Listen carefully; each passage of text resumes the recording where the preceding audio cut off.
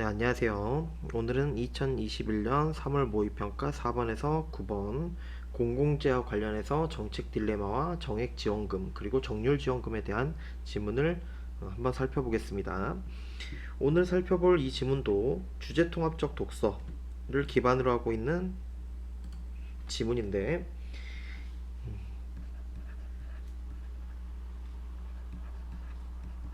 공공재라는 주제를 중심으로 해서 이걸 가글과 지금 나글로 통합하고 있는 글입니다. 가에서는 정책 딜레마 상황을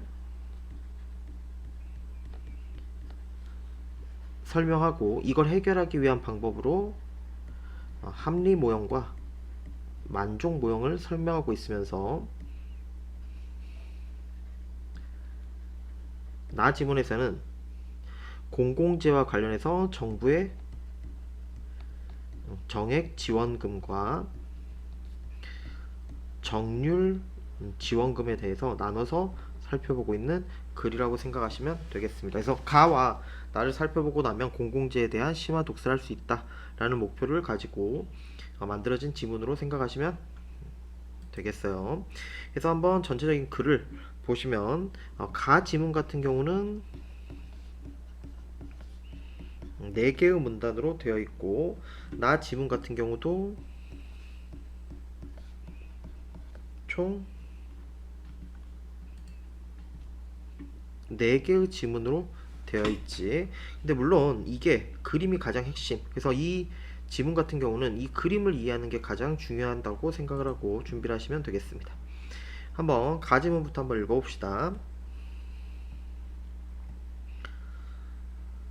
식품처럼 개인 차원에서 소비하는 사용재, 그러니까 사용재라는 건 개인이 소비하는 건가 봐. 이것과 달리 공원처럼 여러 사람의 공동 소비를 위해서 생산된 재화나 서비스를 공공재라고 한다. 그래서 공공재와 소비재의 개념에 대해서 얘기를 하네. 그러면서 공공재에 대한 정의는 다양하지만 공급 주체에 따라 규정되는 게 아니고 재화나 서비스 자체의 성격에서 규정된다. 그러니까 공급 주체가 뭐 나라에서 했냐 아니면 뭐 사기업에서 했냐 이게 중요한 게 아니고 재화나 서비스의 성격이 중요하다. 그 성격을 규정하는 데 중요하다라고 보시면 되고 공익을 목적으로 하고 그 공익이 무엇인가에 대해서는 차이가 조금 있는데 어떻게 볼까를 실체설과 과정설로 얘기를 한다는 거지. 그러면서 실체설과 과정설을 설명할 때 실체설이랑 사회에서 합의된 절대적 가치, 예를 들면 인권 같은 이런 것을 공익이라고 보는 입장이며 과정설은 공익과 특정 실체의 연결을 부정하고 공익을 발견해 나가는 의사결정 과정에서 적절한 절차를 중시하는 걸 과정설이라고 한다 라고 지금 정리를 하고 있네요. 한번 1문단의 내용을 간단히 살펴보면 우리가 이렇게 볼 수 있겠지. 사용재와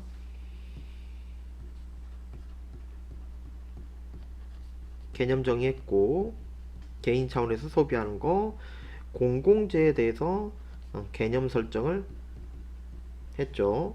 그래서 공공재라는 건 개념이 여러 사람의 공동 소비를 위해 생산된 재화나 서비스를 우리가 공공재라고 한다 라고 해놓고 여기서 중요한 건 이 공공재는 공급 주체랑 관련된 게 아니다. 오히려 재화나 서비스의 성격에 따라 달라지는 거고 뭘 목적으로 한다? 공익을 목적으로 한다 라는 점에서 이런 것들은 공공재에 대해서 한번 살펴볼 만한 기본적인 내용, 적절한 거 적절하지 않은 것 정도가 구분 내용이 괜찮겠지.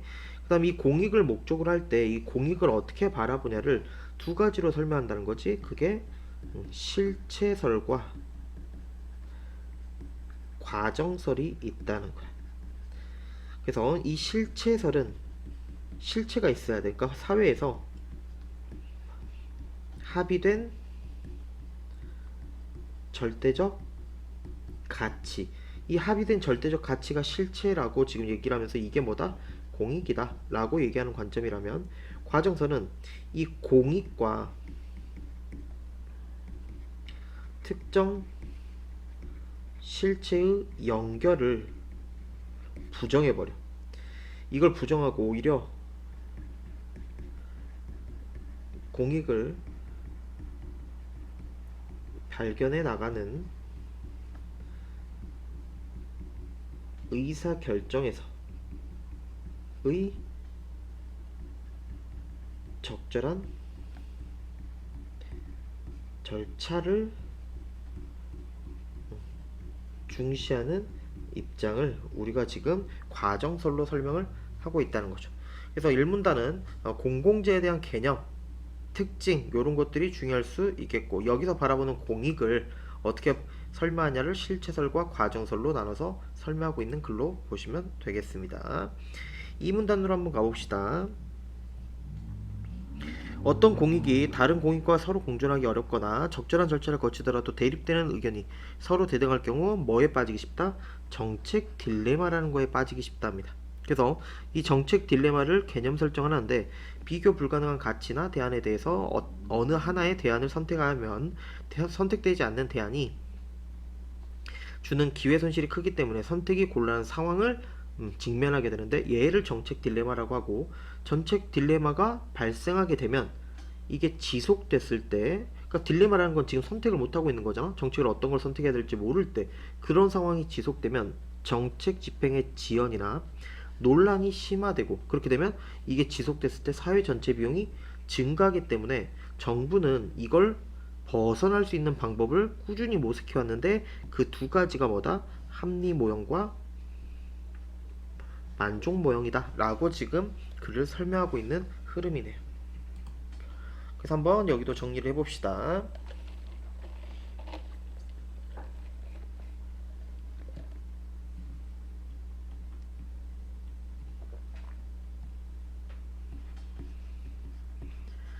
이 문단을 가시면, 이 문단에서는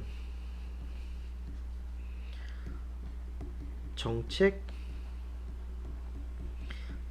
딜레마에 대해서 지금 얘기를 하는 거지. 이 정책 딜레마는 만약에 A라는 안과 B라는 정책이 있어. 그러면 이 둘 대안 중에 어느 한 대안을 선택했어. 이걸 선택하면 만약에 A를 선택하면 B가 남겠지? 이렇게 선택되지 않은 대안이 주는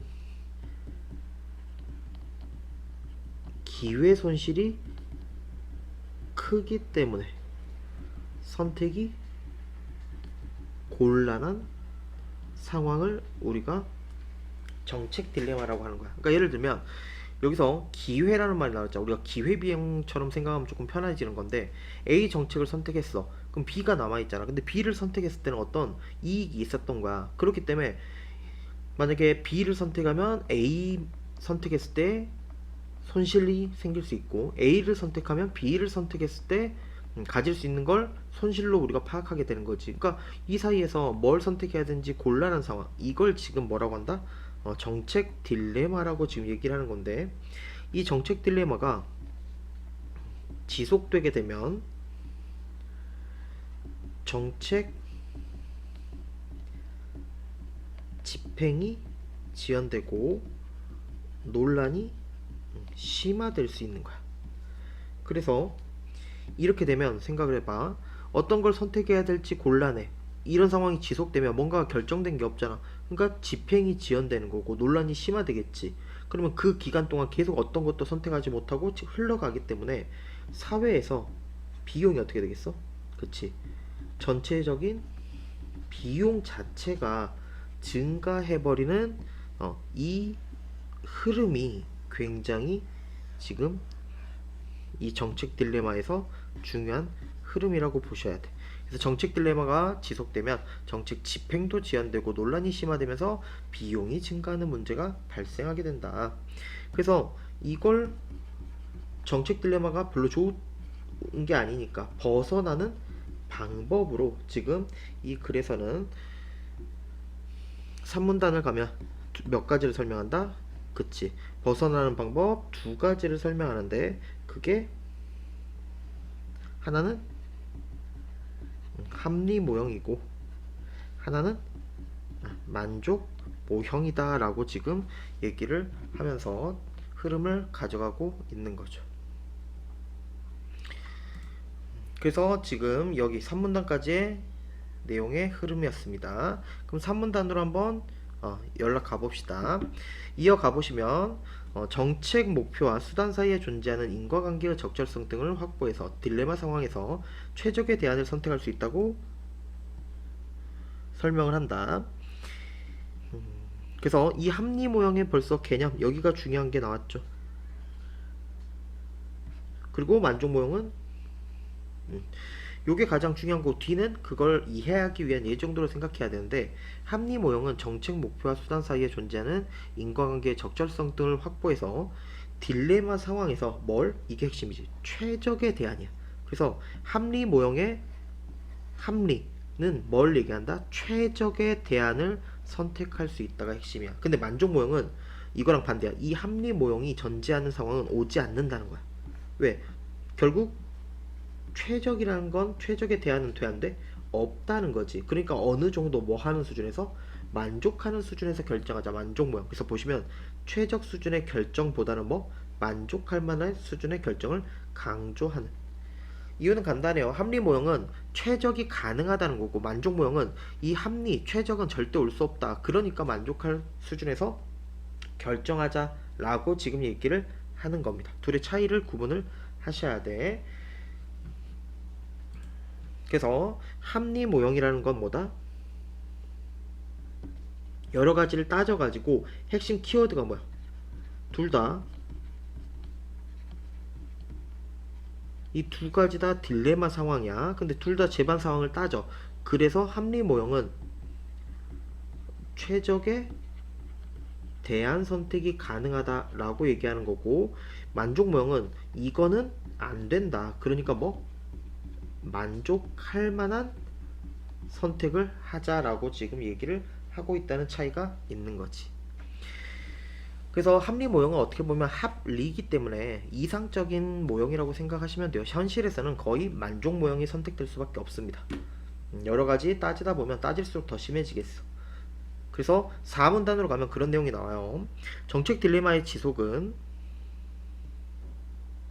사회 전체 비용을 급격히 증가시킨다. 앞에서 우리가 했던 얘기지. 앞에서 여기 사회 전체 비용을 증가시킨다. 정책 딜레마 이 흐름 얘기를 했었잖아. 충분한 예산과 정보가 갖춰질수록 검토해야 할 시간은 무한대로 늘어가기 때문에 현실에서는 딜레마 지속으로 인한 비용 역시 대폭 증가한다. 이런 점에서 이러한 점에서 앞에서 얘기했던 이런 점에서 만족 모형은 주어진 시간과 예산이 부족해 어쩔 수 없이 받아들인 게 아니라 딜레마 상황에 지속에 빠지지 않으려는 의사결정자의 전략으로 그러니까 전략적인 선택이 만족 모양이라고 얘기를 하는 거네. 그러니까 이런 상황 속에서 지금 두 가지의 대안이 있는데 결론적으로 뭘 얘기하냐? 정책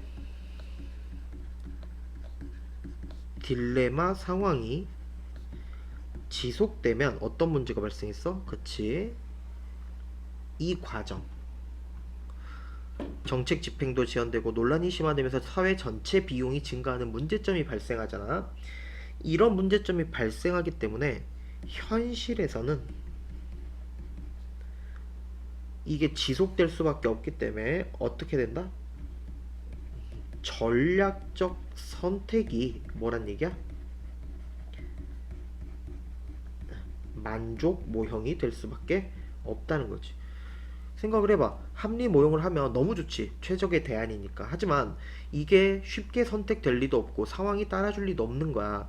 근데 이게 지속돼 버리면 비용이 증가하기 때문에 정책 입안자들은 현실적인 선택이 전략적으로 뭘 할 수밖에 없다. 어느 정도 만족하는 수준에서 정책을 결정하자라고 갈 수밖에 없다는 거죠. 그래서 가 질문은 공공재의 개념과 그 공익의 목적을 어떻게 밝히는지, 그 다음에 정책 딜레마라는 이 중요한 상황은 사회 전체 비용을 증가시키는데 이때 선택할 수 있는 모형은 합리와 만족이다. 물론 최적의 대안을 선택하는 건 합리지만 현실적으로는 만족이 많을 수밖에 없는 거지. 왜? 이게 상황이 지속되면 그만큼 비용이 증가하기 때문에 입안자들은 뭐 할 수밖에 없다? 전략적으로 만족무형을 선택할 수밖에 없다라고 지금 얘기하는 게 가지문의 핵심이라고 보시면 되겠습니다.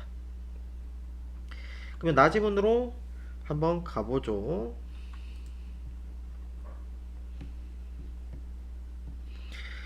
지방정부는 자주적 재원인 지방세원 이외에도 중앙정부로부터 재정지원을 받아 해당 지역의 공익실현을 위한 공공재를 제공한다. 재정지원에는 여러 형태가 존재하는데 지급 방식에 따라 이런 것들이 키워드지. 지급 방식에 따라 정액지원금과 정률지원금으로 나눌 수 있대. 그럼 항상 이런 것들은 찾고 시작해야지. 정액지원금, 그 다음에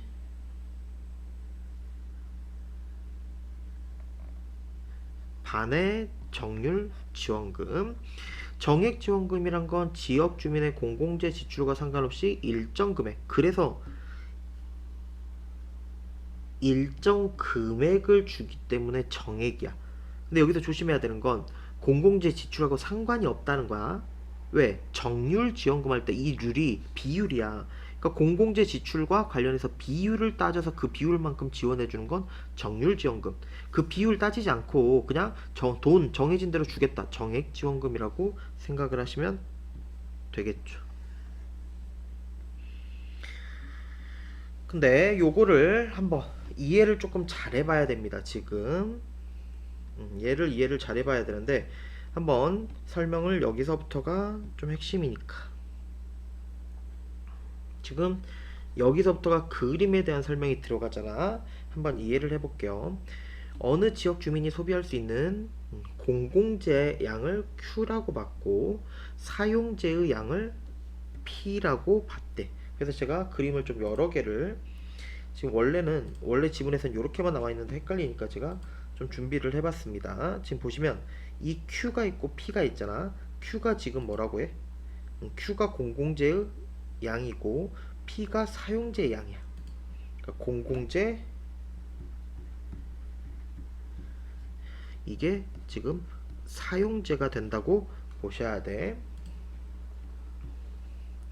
이 지역 주민이 보유한 경제적 자원, 예컨대 소득을 통해 선택할 수 있는 공공재와 사용재의 조합, 공공재와 사용재의 조합을 의미하는 예산선이 A, B야. 그러면 지금 이게 지금 예산 선이 되는 거지. 그런 상황에서 이 지역 주민의 공공재와 사용재에 대한 선호는 I로 나타냈대. 이 지금 이게 선호를 지금 얘기하는 거고, 지방정부가 지역 주민이 원하는 바를 충실히 반영했을 때 이걸 지금 뭐라고 얘기해? 전제. 이걸 지금 전제했을 때 지역에서 선택하게 될 공공재와 사용재의 종합을 2로 나타냈다. 2. 공공재와 사용재의 조합. 그래서 제가 지금 색깔로 세 가지 색깔을 한번 나눠봤다는 거지. 그래서 흐름이 어렵진 않죠 지금. 그래서 이렇게 그림이 그려진 거야. 근데 이게 왜 중요하냐면 지금 마지막에 가면 요렇게 되면 너무 이해가 어렵잖아. 근데 지금 하나하나 우리가 추가하면서 조금 볼 건데, 이랬던 게 보여요? 지금 두 가지로 내가 상황을 나눠 본 거야. 정액 지원금이 지급된 후와 정률 지원금이 지급된 후가 지금 색깔로 보이시죠? 빨간색과 녹색으로 달라지는 거 보이지? 그거에 따라서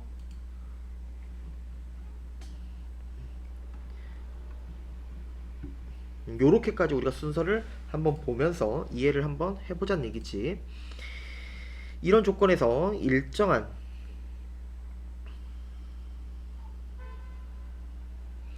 크기의 정액 지원금은 결국 지역 주민의 소득의 크기가 증가한다는 걸 의미한다. 요 굉장히 중요한 게 지금 나왔네. 여기는 바로 그냥 정리를 좀 하면서 봅시다. 일정한 크기의 정액지원금. 지금 이 문단은 정액지원금에 대한 거고 3문단은 정률지원금에 대한 내용이야. 근데 정액지원금은 결국 소득의 크기가 증가한다는 걸 의미하고, 정액지원금은 그래서 여기는 이렇게 조금 보시면 될 것 같아. 정액지원금, 이게 밑에 뒤에 문장이 이게 원인 이유야. 공공재 소비든 사용재 소비든 어디에든 이 정액지원금은 사용될 수 있어. 왜? 정액이 나가버리잖아. 그러니까 정해진 돈이 지원이 되기 때문에 그걸 공공재 소비해도 되고 사용재 소비해도 되는 거야. 그렇기 때문에 얘가 그런 원인에 따라서 결과가 돼버린 거야. 결국 지역 주민의 소득의 크기가 증가해버린다. 여기까지 이해되시죠? 그러면서 이론적으로 이 부분을 잘 읽으면 되는데, 이런 영향과 효과를 줄 수 있다 라고 얘기를 하고 있는 문단이야. 그래서 이 문단은 지금 그래서 1문단은 우리가 정액과 정률지원금에 대해서 얘기를 했다면, 이 문단은 정액 지원금의 영향을 지금 얘기하는데, 세 가지가 나와 있었어. 결과가 나와 있고, 원인, 이유가 나타나 있고, 그거에 따른 영향, 효과가 지금 나타나 있는 거야. 그래서 이 원인에 따라 이 결과, 그 다음에 이 효과. 그래서 이 세 가지를 제가 방금 표시해낸 것처럼 정리를 해 놓으셔야 되는 문단이 되겠죠. 그러면 당연히 3문단에서는 정액지원금 2문단에서 얘기했으니까 정률지원금에 대한 영향과 효과를 얘기할 수밖에 없다는 거지. 그래서 지금 원인, 결과, 영향, 이 세 가지는 정리할 필요가 필요해요. 그럼 한번 봅시다. 읽어보시면, 그래서 이 정액지원금을 받은 후의 예산선은 원래 예산선 바깥쪽으로 평행이라는 건 지금 요렇게 이동한다는 거지. 바깥쪽으로 이동했으니까 JK가 된다. 보실까요? 지금 보시면 원래 위랑 비교를 해볼게. A, B에 지금 예산선이 있었던 거야. 이렇게 있었던 건데, 지금 정액지원금, 이 정액지원금은 아까도 그랬지, 소비재와 공공재 둘 다 사용이 가능하다라고 얘기했잖아. 그러니까 공공재의 양과 소비재의 양 둘 다 가능하기 때문에 이렇게 평행으로 늘어난 선이 된다는 거지. 그래서 바뀐 게 지금 JK가 된 거야. 그러니까 당연히 위에서도 봐봐. 선호하는 선이 있고 거기와 예산선이 겹쳐있는 이 부분이 공공재와 사용재의 조합이었잖아. 그럼 얘도 봐보세요. 선호가 있고 선호가 있겠지. 그럼 원래는 예산선이 여기였기 때문에 이 지점에서 만나겠지만, 이 평행 이동을 해버린 JK가 지금 뭐가 된 거야? 예산선이 된 거지. 그러면 선호도 이 B처럼 늘어났기 때문에 지금 E에서 이 B로 뭐가 바뀌게 되는 거야? 조합이 바뀌게 되는 거.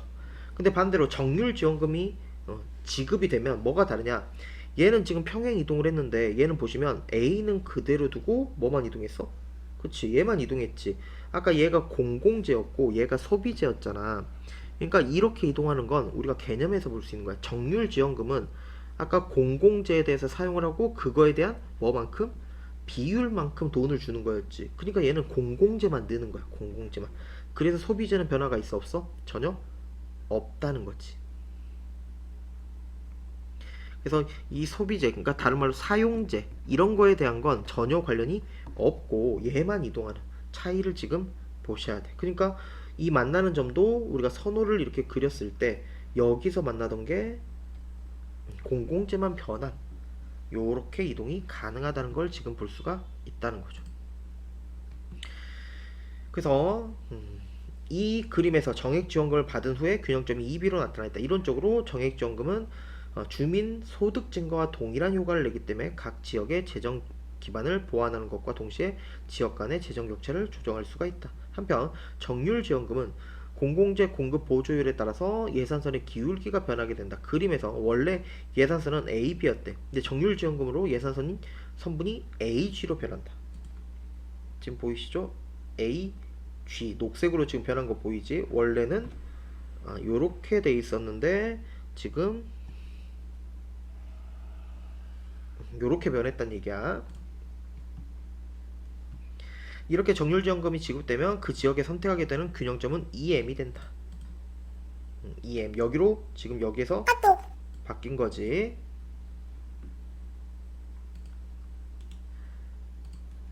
그 다음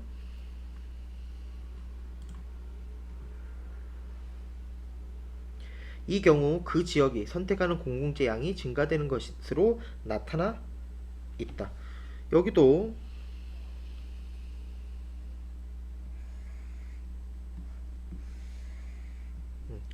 지금 보시면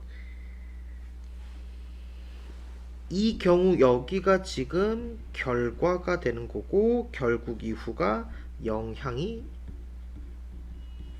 되네. 그래서 여기도 정률지원금이 지급됐을 때 결과와 그 영향을 정리할 필요가 있어 보이네요. 정액지원금보다 더 효과적이라는 걸 알 수가 있다. 그래서 4문단에서 지금 3문단에서는 여기서 결과와 영향을 두 가지로 정리할 필요가 있었다는 거지. 그러면서 마지막 4문단으로 가게 되는데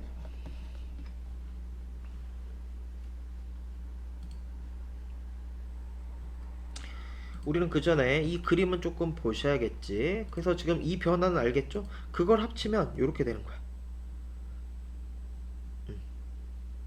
차이점이 보이시죠? 그러면서 결론 전체적으로 합쳐놓으면 이렇게 제가 표시된 걸 한번 갖고 와봤지. 이 파란색으로 써져 있는 것들이 원래 기본적으로 있었던 거야. 그래서 원래 예산서는 A, B였던 거고 그 다음에 선운 주민들이 공공재와 사용재에 대한 선언은 I로 표시되고 이것과 조합된 건 E로 표시됐던 거야. 근데 정액지원금을 받았을 때 빨간색으로 이동하게 되고 그럼 당연히 선호도 이동하니까 이 점도 요렇게 빨간색이 변한 만큼 요렇게 평행선 이동을 하는 거지. 근데 우리가 정률지원금을 받았을 땐 녹색이야, 녹색. 그러니까 지금 사용재는 그대로 두고 우리가 공공재만 지금 달라졌잖아. 그러니까 선이 지금 요렇게 이동을 한 거지. 이렇게 있던 게. 그러니까 요렇게 이동을 했기 때문에 당연히 선호도 이렇게 바뀌게 되는 거고. 그러면 녹색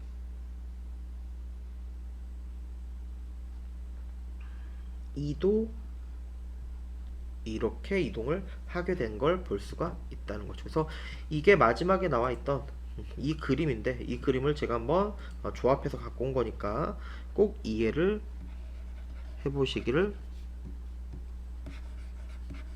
추천합니다. 그러고 나면 결론 앞서 이론적으로 정액지원금이 지역 주민의 소득 증가와 동일한 효과를 갖게 되는데 실증 연구에서는 그러니까 이론과 지금 실증 연구가 다르다는 거지. 이론에서는 정액지원금이 소득 증가와 동일한 효과였대. 근데 실증 연구에서는 직접적으로 소득이 증가했을 때보다 공공재의 추가적 생산을 더 뭐하는? 촉진시키는 경우가 있고 이걸 뭐라고 얘기했다? 끈끈이 효과라고 얘기를 했다는 거죠. 그래서 4문단에서는 요걸 정리하면서 끝을 맺고 있는 거지. 그래서 정액지원금 이게 이론상으로는 소득 증가로 얘기를 했는데 실증 연구를 봤더니 이거보다 더 크게 공공재를 늘렸다는 거지. 이걸 뭐라고 얘기했다? 끈끈이 효과라고 얘기를 했다. 그래서 정액지원금이 훨씬 더 유용한 거라고 보시면 되겠네. 그래서 상황에 따라 다르게 쓰이겠지만 그 차이는 이렇게 정리를 이 글에선 하고 있다고 보시면 될 것 같습니다. 그러면 바로 문제로 가서 문항을 한번 풀어보도록 하죠. 첫 번째 문항부터 보시면 가와 나에 대한 설명으로 적절한 것은 이라고 물었네. 보시면 1번 가는 정부와 사회의 상호작용을 바탕으로 이런 말 없었지. 공공재와 사용재의 적절한 조화가 중요함을 부각하고 있다. 이런 말도 없었죠. 좋아 이런 말 없었습니다. 차이가 있는 건데. 이 문단 나는 중앙정부와 지방정부의 차이점을 중심으로 이런 말도 없었고 결정자들의 역할을 구분 이런 말도 전혀 없었네요. 3번 나는 정책에 따른 효과를 바탕으로 정책 결정이 지역사회 공공재 생산에 미치는 영향. 그쵸. 지금 계속 영향이 다르다를 얘기하고 있었고 4번 가와나 모두 정책을 평가할 수 있는 방법 그런 말 없었고 논의하여 정책 결정 모형의 장단점 평가도 없었지. 5번 가나 모두 정책 결정 시 고려해야 될 요소를 분석하면서 분석하지 않았어. 어떤 게 있었는지도 정책 효과에 대한 극대화 여부를 판단하는 기준도 마련하지 않았고 틀렸네. 그 다음에 5번 가를 이해한 내용 그러면 앞에 글에 대한 이해네. 1번 정책이 추구해야 될 목적이 뭐였어? 공익 추구였지. 사회적으로 합의된 절대적 가치를 중시하는 인권이었죠. 이런 것들 그런 건 실체설. 그 다음에 과정설은 어떤 특정 이익도 적절한 절차를 따랐을 경우 이게 공익을 발견해 나가는 과정을 얘기하는 거지. 그 절차. 2번도 맞네. 3번 다양한 이해관계가 존재하는 사회에서 공공재 정책을 둘러싸고 다양한 의견이 존재할 수 있다. 다양한 의견 뭐 실체설과 과정설 이 두 가지를 지금 얘기를 하는 거겠지. 맞고. 4번 마을에서 운영하는 도서관이 모든 시민이 함께 이용하는 성격을 띈다면 공공재. 그치. 아까 주체가 아니라 뭐였어? 지금 보면 얘는 주체로 접근하면 마을이기 때문에 공공재가 아니라고 볼 수 있잖아. 근데 이렇게 보면 안 된다고 얘기를 했지. 주체가 아니라 여러 사람의 공동 소비를 위해 생산된 재화나 서비스라는 게 중요한 거지. 주체, 공급 주체가 중요한 게 아니었어요. 맞네요. 5번 공익의 실체가 분명하고 정부 관료들이 준수해야 할 적절한 절차가 있다면 정책 딜레마 상황에 놓이지 않는다. 놓일 수 있다는 거지. 답은 5번. 그 다음에 세 번째 문제 가의 기억과 니은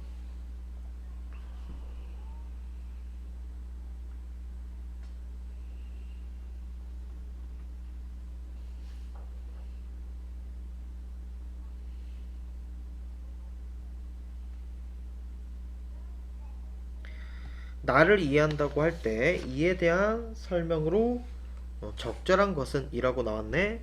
기억은 합리 모형을 얘기하는 거고 니은은 만족 모형을 지금 얘기를 하는 거죠. 그걸 통해서 나를 이해할 때 적절하지 않은 것. 1번 중앙정부의 정책 목표가 무엇인가에 따라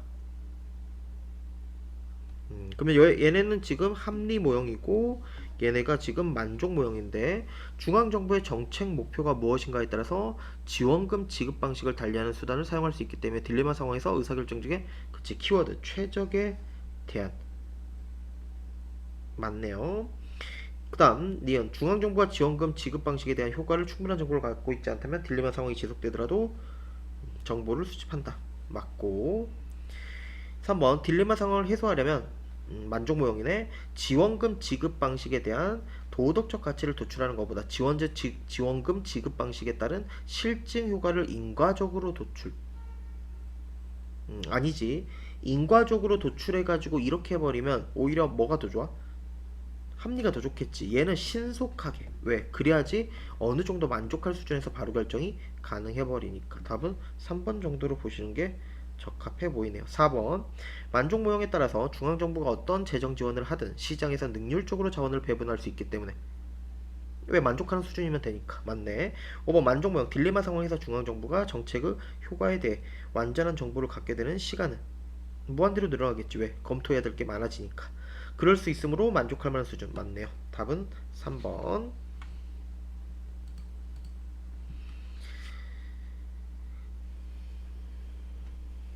그 다음에 나의 그림을 이해한 것으로 적절하지 않은 것. 1번 정액지원금과 정률지원금 모두 없어진다면 점 2가 그치 아까 요걸 얘기하는 거지. 가능하네. 2번 정률지원금이 지급될 때 균형점에서부터 정액지원금이 지급될 때 균형점에서 이 지역 주민의 사용재 소비 효과가 더 크다. 지금 보시면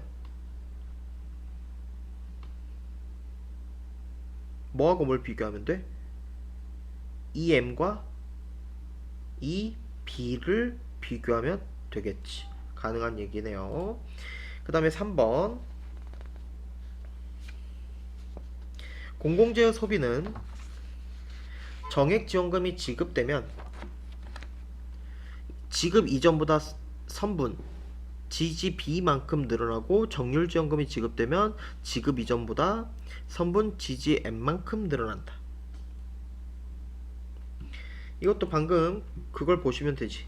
지금 요것과 요걸 얘기하는 거잖아. 그럼 얘도 가능하네. 4번 정률지원금이 지급되면 이 지역 주민의 공공재 소비 부담이 지급 이전보다 일정 비율로 감소하게 되므로 예산선이 선분 AB에서 AG로 이동한다. AB에서 AG 맞네. 그 다음 5번 점 2B에서 공공재 소비 수준은 점 2M에서의 공공재 소비 수준보다 낮으므로 정률지원금이 지급되면 GB에서 GM만큼 소득 금액이 감소하는 효과를 갖는다. 얘는 이게 틀렸죠. 감소가 전혀 상관이 없죠. 답은 5번이라 보셔야겠네. 그 다음 마지막 문제네요. 뭐 문맥상 이런 것들은 뭐 보시면 될 것 같고 보기 문제 한번 봅시다. 나와 보기를 관련지어서 보라고 합니다. 땡땡 지역 주민 소득이 10억 원 늘어났을 때 그러면 이 소득이 늘어났을 때는 얘는 직접적으로 소득이 증가한 상황을 얘기하는 거지. 1억 정도만이 추가적으로 공공재 소비에 투입되는데 비해서 해당 지방정부에 10억 원의 정액 지원금이 교부됐을 때 아까 그랬지? 직접 소득이 증가한 것보다 이랬을 때 공공재 소비에 투입되는 게 훨씬 더 커졌다라는 말 했었어. 2억 원이 추가된 이게 아까 끈끈이 효과라고 얘기를 했던 거지. 단 공공재 소비에 투입되지 않은 것은 모두 사용재에 소비되었다고 가정을 한다. 그럼 1번 봅시다. 적절한 걸 고수라 했죠. 보기의 사례는 지방정부의 공공재 생산 유도에 지역 주민 소득의 직접 증가보다 정액 지원금이 더 효과적인 끈끈이 효과. 1번 답은 바로 나왔네. 어렵지 않은 문제라고 보시면 되겠습니다. 그래서 이 공공재와 관련된 지문, 그래서 공공재와 관련해서 가에서는 딜레마 상황에서 합리 모형과 만족 모형을 통해서 현실에서는 만족 모형이 더 많이 쓰일 수밖에 없다는 걸 지금 보여주고, 나 글에서는 공공재와 사용재를 기반으로 해가지고 정액지원금이 지급됐을 때와 정률지원금이 지급됐을 때를 효과를 비교하면서 그거를 보여주는 그래프 해석이 가장 중요한 지문이지 않을까 싶습니다. 그래서 뭐 시험의 포인트를 짚어본다고 하면 몇 가지 요소가 가능하겠지. 우선 요런 것들은 기본적으로 이해 중요할 거고, 요것도 공공재와 관련해서 기본적인 선택이니까. 그 다음에 우리가 뒤를 넘어갔을 때 중요한 것들이 굉장히 많았죠.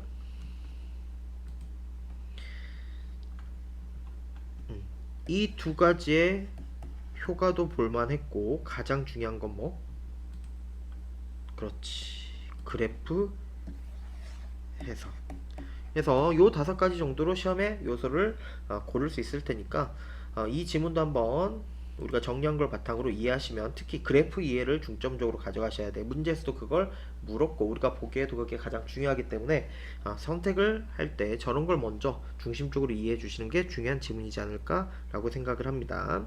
그래서 오늘 정책 딜레마, 정액지원금, 정률지원금에 대한 공공재 주제통합적 독서를 통해서 심화 한번 해봤으니까 한번 살펴보시면 되겠습니다. 정리 잘 해주시고 다음 시간에 또 독서로 한번 찾아뵙도록 하죠. 고생하셨습니다.